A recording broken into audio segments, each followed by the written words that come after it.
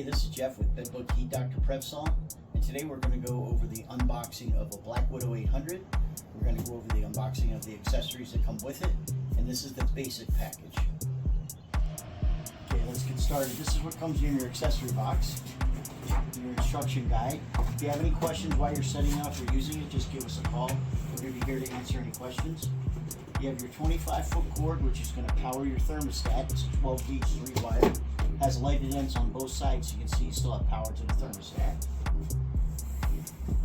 You have your 3-foot extension cord, which also goes to the thermostat, and we'll show you that in setup instructions. You have your propane manifold. This is your dual manifold that hooks up 2 tanks. We'll show you that in setups. And you have your Inkbird wireless temperature monitor. And then you have your box of sprinkler covers and your temperature gun. In some of the other packages, we have a TR42 temperature monitors that come with that, so check those out on the website. Now we're going to unbox the heater. I got my knife. I'm going to cut my strap.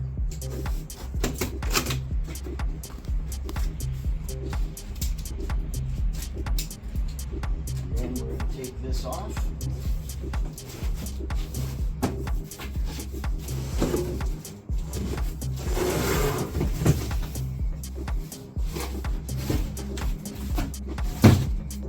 Set this aside. It's your instruction manual from the manufacturer. It gives you all the part replacements.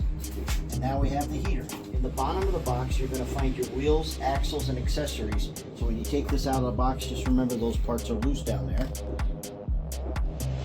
Now, we've got it out of the box. We've got it facing down on the front of the heater where the door is, and the foot is down in the down position here.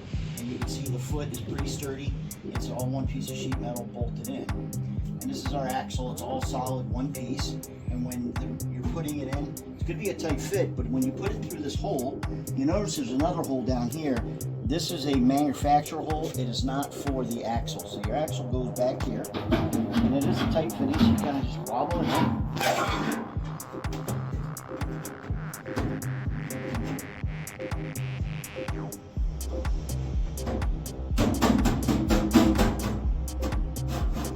Just want to keep it even. You'll adjust that when we put the tires on. The reason why we go with a solid axle is if you use pins, those pins eventually give in, start bending, and then your tire will rub against your heater and be very hard to move around and maneuver. So we go with a solid axle. Your axial tires are rubber. They're all one piece. They just kind of slide on.